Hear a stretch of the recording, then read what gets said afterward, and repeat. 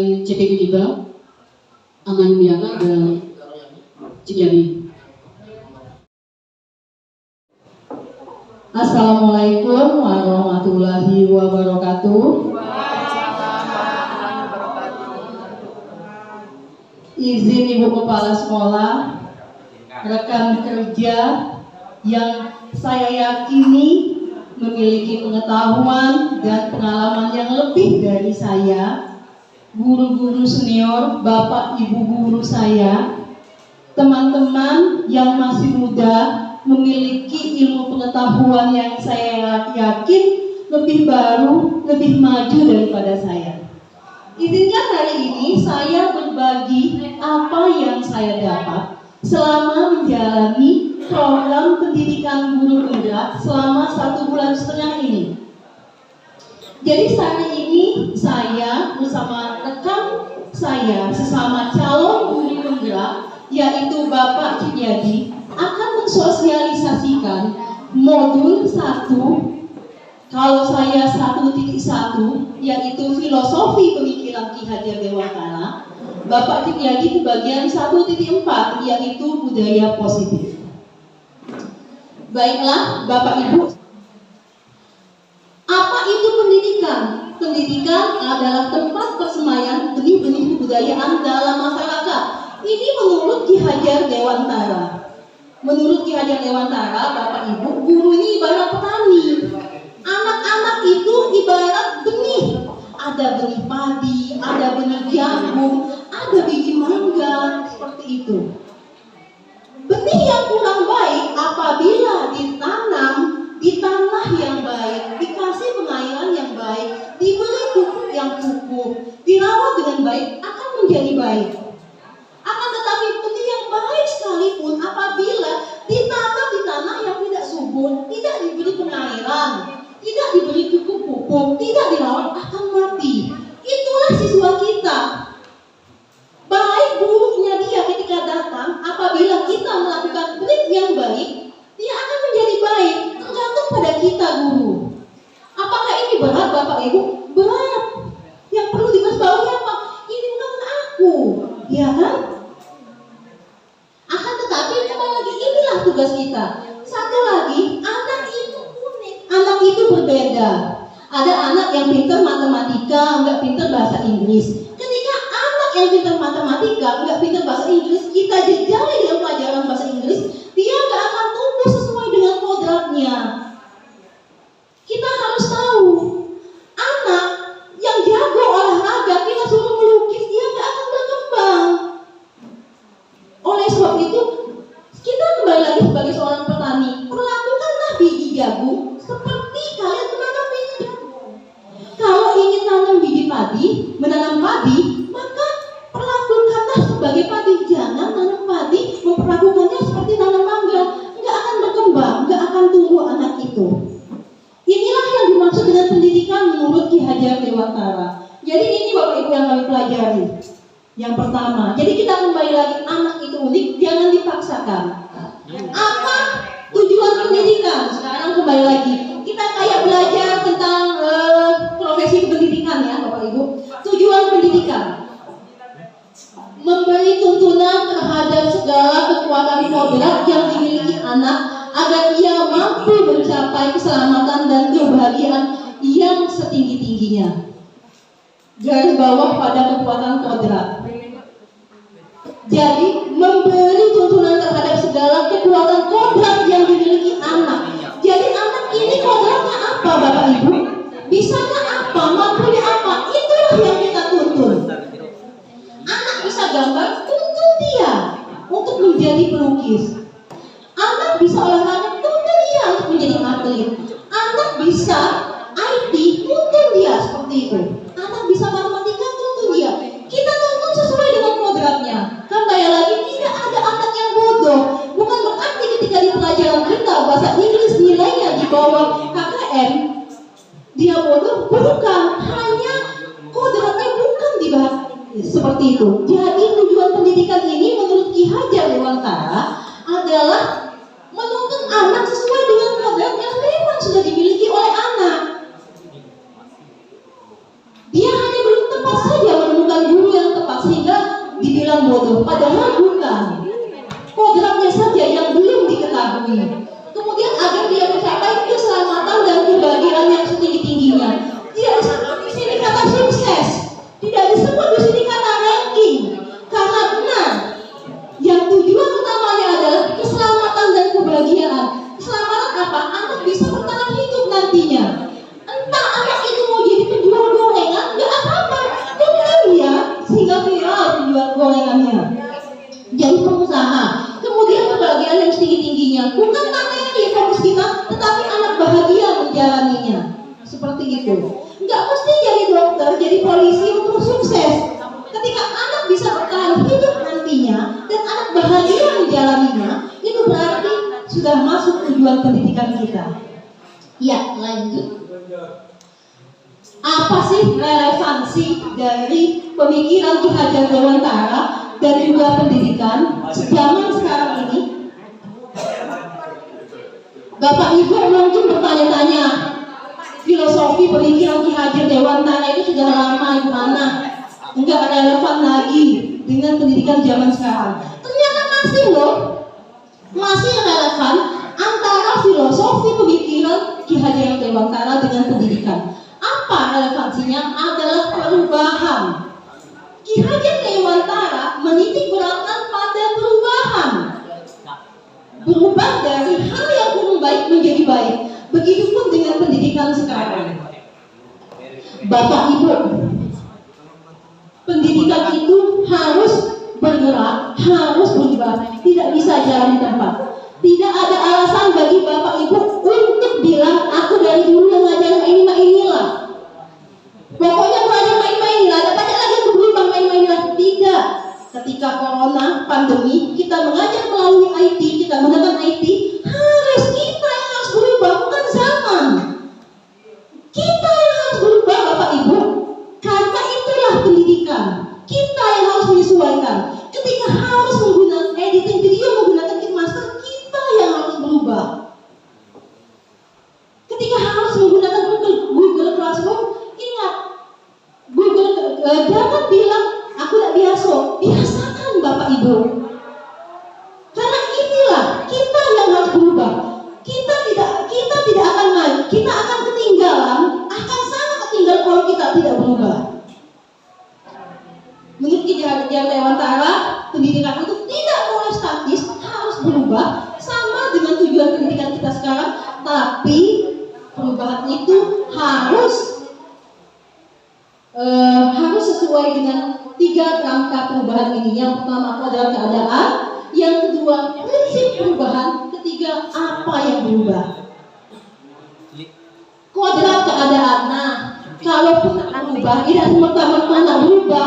Pertimbangkan dulu hal-hal ini. Yang pertama kodrat alam, lingkungan tempat anak tumbuh dan berkembang.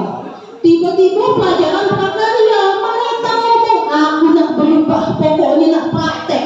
Anak-anak, kamu ambil remis laut, keong laut, kita buat bingkai dari keong laut. Relevan nggak dengan keadaan di Kola Dua? Tidak, karena kita bukan hidup di pantai seperti itu.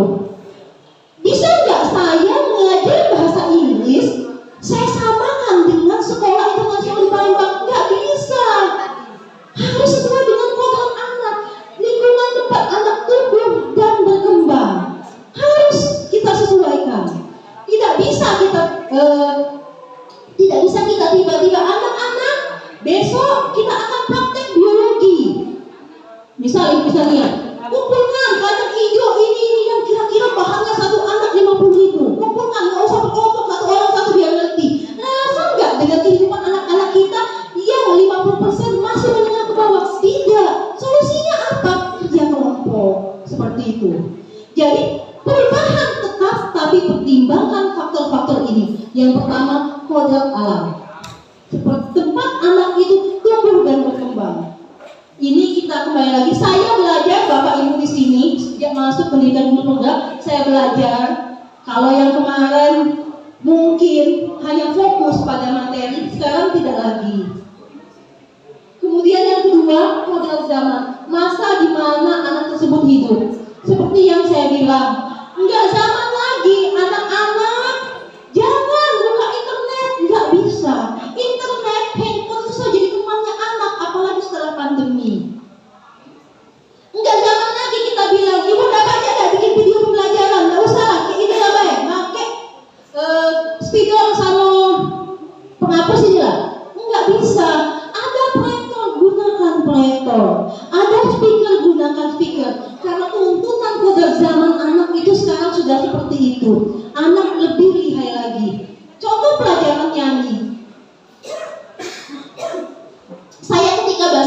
ada pelajaran nyanyi. Saya tampilkan lagu di dalam teks itu lagunya Michael Jackson, Heal the World. Anda nggak mau aku video ini. Saya tampilkan One Direction, heboh dia. Apal katanya. Seperti itu. Memang harus seperti itu. Saya ingat waktu itu Ibu Islamiyah pernah bilang kalau anak-anak diajak ngapal istilah biologi menggunakan nyanyian, hafal. Nah, hafal ini 1 sampai 50 istilah biologi, tidak hafal. Kodratnya anak memang main-main. Ya, lanjut. Kontinuitas, kita harus melakukan dialog kritis tentang sejarah. Dalam bergerak maju ke depan, kita tidak boleh lupa akan akar nilai budaya yang hakiki dan masyarakat. Berubah boleh, tapi jangan lupa akar budaya kita. Kemudian konvergensi, pendidikan harus memanusiakan manusia. Apa memanusiakan manusia di sini? Kembali lagi ke hati nurani kita. Kemudian kinsentris, harus menghargai keragaman yang ada. Ada anak yang berasal dari keluarga kurang mampu, ada anak yang berasal dari keluarga mampu, ada yang berasal dari suku tertentu. Anak itu unik. Ada anak yang hobi baca. Jangan diminta untuk terlalu berusaha keras di bidang olahraga. Dia hobi. Ada anak yang ketika dikasih bola dia senang. Ada anak yang dikasih bola dia ketakutan sama bolanya. Jangan dipaksakan. Harus menghargai keragaman. Anak itu berbeda, anak itu unik. Kita tidak bisa menyamaratakan harus bisa bahasa Inggris satu kelas ini, enggak bisa. Tumbuhkan keunikannya masing-masing, kita perkuat keunikannya. Jadi memang di sini tidak dipaksakan sehingga ujian nasional dihapuskan. Ya, lanjut. Sekarang setelah kita belajar kodrat keadaan, kemudian prinsip perubahan, lalu apa yang berubah? Ngapa tak berubahnya? Jadi tujuan akhir dari perubahan ini adalah budi pekerti. Bukan pada nilai. Perubahan itu bukan pada nilai anak dari nilai 60 ke 90, bukan. Bukan anak pada nilai 50 ke 80, bukan. Tetapi budi pekerti anak yang berubah. Tingkah laku anak yang berubah. Lanjut. Apa budi pekerti? Budi pekerti atau watak karakter adalah gerak pikiran, perasaan, dan kehendak atau kemampuan sehingga menimbulkan tenaga. Budi pekerti bisa diartikan sebagai perpaduan dari cipta kognitif, karsa afektif sehingga menimbulkan psikomotor. Jadi ketika perubahan itu kita lakukan, hendaknya yang berubah adalah budi pekerti anak. Kognitif, ilmu pengetahuannya yang tadinya dia suka bahasa Inggris tapi tidak tercover, tapi tidak kita kasih trik yang baik. Setelah adanya perubahan, dia tambah suka dan kemampuannya berbahasa Inggris lebih lagi. Yang tadinya suka melukis, bisa kita kembangkan bakatnya, kita kasih wadahnya. Kemudian apalagi yang berubah afektif, yaitu rasanya dia lebih empati terhadap sesama teman, lebih hormat kepada guru, lebih peduli terhadap lingkungan. Itu yang berubah budi pekertinya, sehingga menghasilkan tenaga, yaitu psikomotor. Tingkah lakunya lebih baik, seperti itu. Selalu mengucapkan salam, tidak segan menolong temannya, disiplin. Itu yang ingin kita ubah. Oke, lanjut.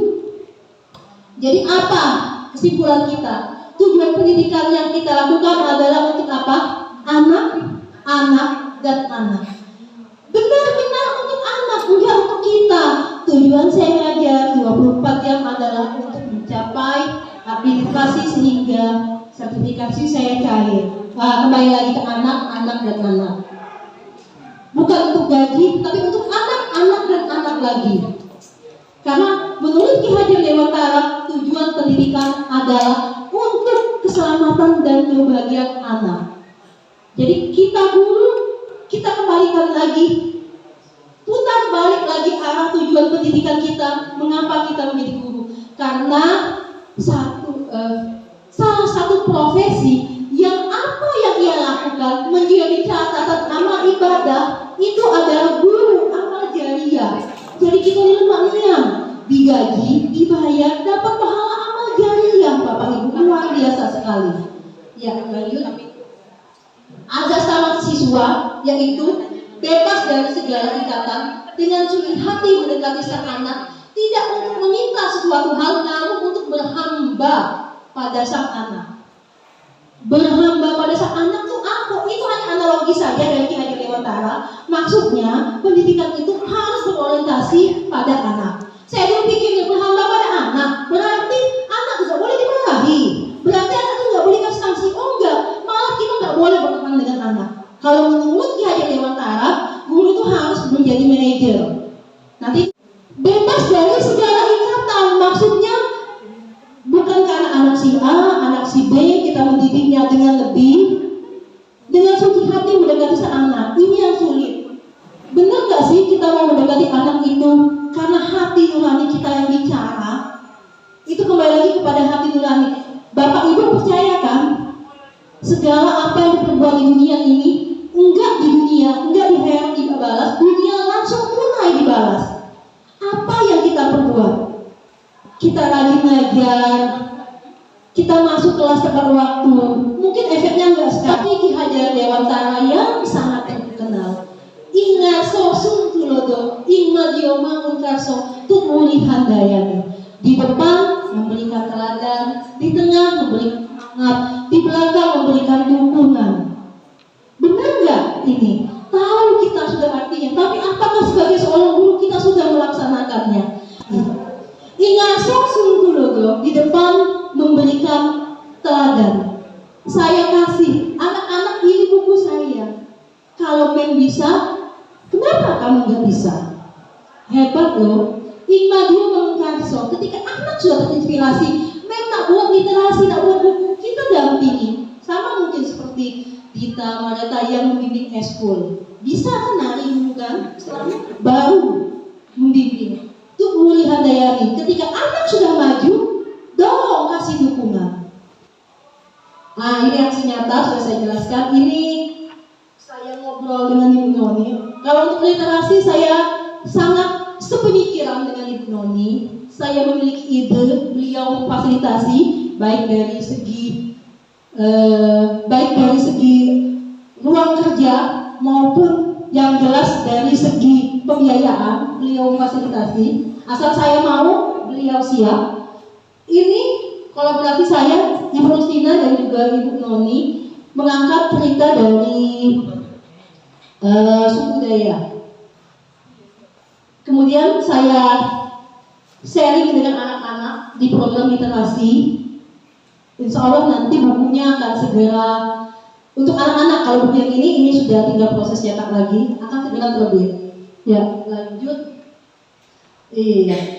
Jadi Bapak Ibu, apa kesimpulan dari saya berdiri di hadapan Bapak Ibu?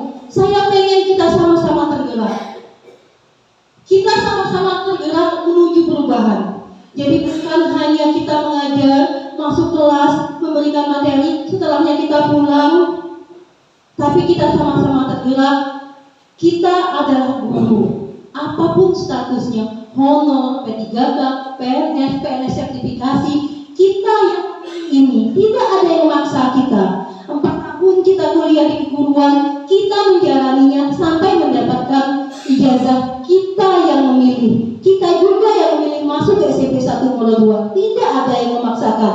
Mau berhenti sekarang pun nggak ada yang bisa memaksa. Oleh sebab itu, mari kita sama-sama tergerak. Kembali lagi pada tujuan pendidikan kita apa?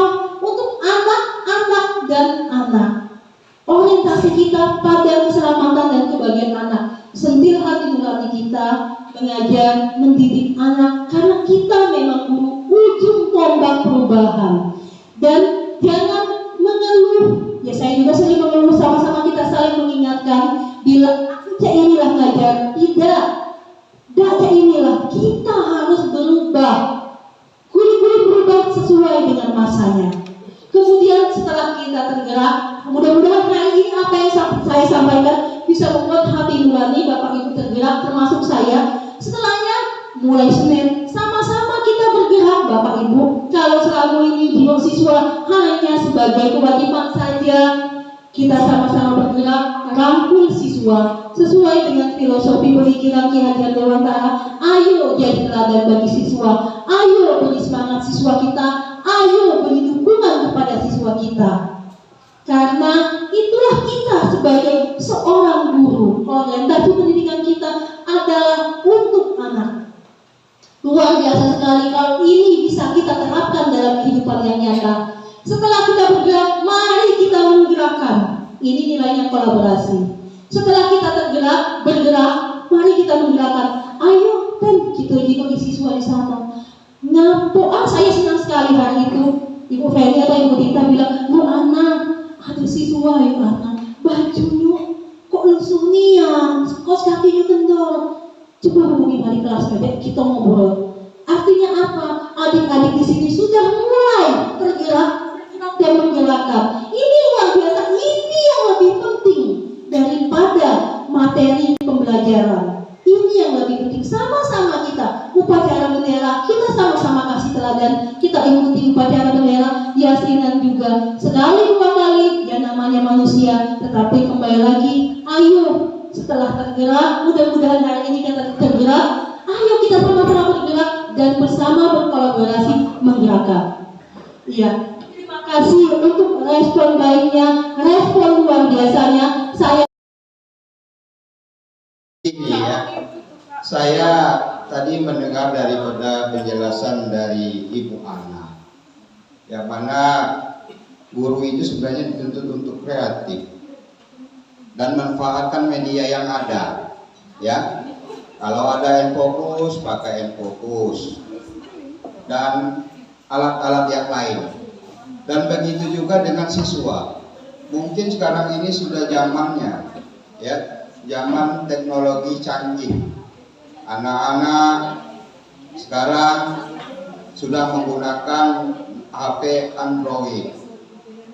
Nah, ini yang saya perhatikan, ini berdasarkan entah pengamatan, entah apa.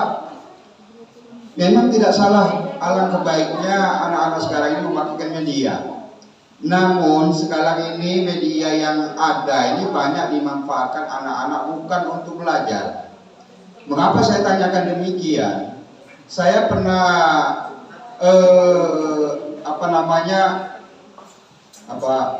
studi atau apa, bertanya kepada anak-anak. Yang saya tanyakan, di saat saya ngajar tuh ada anak yang ngantuk. Nah, kok ngantuk apa? Saya tanya gitu kan. Tidurnya jam berapa? Tidur jam 3 Pak. Jadi yang satu kelas itu saya tanya, rata-rata anak-anak itu tidur di atas jam 11 malam. Ini saya pernah survei dan saya tanyakan kepada anak, bukan hanya satu kelas. Nah, artinya begini, Bu Ana dan rekan-rekan sekalian, ketika media itu kita manfaatkan dengan baik dan kita manfaatkan dengan benar-benar, memang dampaknya baik. Tapi ketika ini media yang kita gunakan, jadi medsos atau internet yang kita gunakan tidak baik, akan tidak baik. Buktinya hanya dimanfaatkan barangkali dengan anak-anak main game online, ya, atau yang lain-lain. Nah, ini yang akan kita bagaimana kira-kira solusinya buat anak didik kita ini agar media yang ada itu dimanfaatkan dengan sebenar-benarnya. Iya, terima kasih Pak Sandra Hadi. Media ini, ilmu pengetahuan dan teknologi ini kita ibaratkan seperti pisau. Dia akan melukai kita ketika tidak kita pergunakan dengan baik, tapi akan sangat berguna, sangat bermanfaat jika dipergunakan dengan sebaik-baiknya. Ini bukan hanya terjadi di Muara II, tetapi selama 18 bulan ini pandemi, anak dibebaskan memegang ponselnya, gadgetnya, hampir semua terjadi. Menurut filosofi pemikiran Ki Hajar Dewantara, pendidikan yang paling utama kembali kepada keluarga. Kontrol yang paling utama adalah keluarga. Yang bisa membatasi anak itu, yang bisa mempertahankan anak itu adalah yang utama adalah keluarga. Kita sebagai guru hanya memfasilitasi, memotivasi yang terbaik. Kalau saya gini ngomongnya Pak Sandra Hadi ke siswa, nah profesi sekarang bukan hanya dokter, polisi, guru, pegawai bank, tentara saja. Kamu tahu nggak gaji YouTuber Ria Ricis itu berapa? Miliaran per bulan. Atta Halilintar berapa? Miliaran per bulan. Kamu tahu YouTuber gamers? Tahu mem? Salah satunya James No Limit. Adiknya namanya Jessica Jen. Penghasilan mereka itu pun ratusan juta per bulan. Apa yang mereka lakukan? Apa yang James No Limit lakukan? Dia main game. Ketika dia main game, divideokan, diupload ke YouTube, subscribernya jutaan. Apa yang dia dapatkan dari gamenya itu? Uang, kemapanan, ratusan juta per bulan, bahkan miliaran. Dan kamu, apa yang kamu dapatkan dengan bermain game? Pulsa habis, kena marah orang tua, enggak fokus belajar, tidak ada masa depan. Kamu berbakatkah di bidang game? Iya mem, aku selalu bilang, manfaatkan itu. Kamu bisa jadi YouTuber gamer, main game, video kan, malu mem, malu gak bisa dijajankan. Kalau beli bakso pakai malu bisa, malu kita, malu saja terus. Itu motivasinya. Bisa kamu, orang lain bisa, mengapa kamu tidak? Ayo manfaatkan apa yang kamu bisa. Sekarang main game pun keahlian loh. Jangan diremehkan. Anak bisa main game kalau dimanfaatkan itu bisa menjadi pencarian bagi mereka.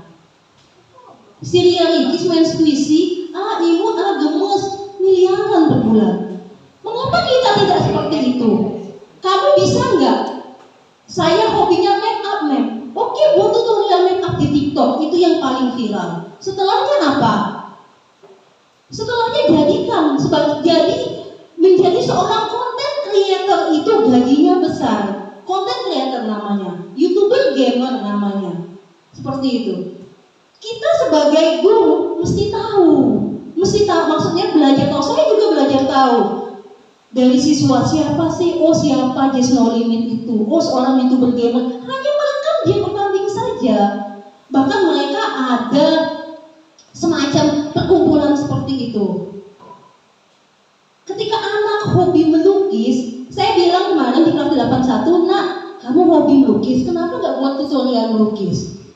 Masukkan ke IG-mu, buat channel YouTube. Bisa nggak buat channel YouTube? Bisa, Bu. Mudah sekali, asal ada email dan ponselnya. Ponsel harga 1 juta pun bisa.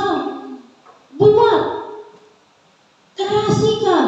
Kalau di luar negeri, nggak lagi bekerja ditanya mana ijazahmu, tapi apa yang kamu bisa ngapain kamu, bisa melakukan apa kamu.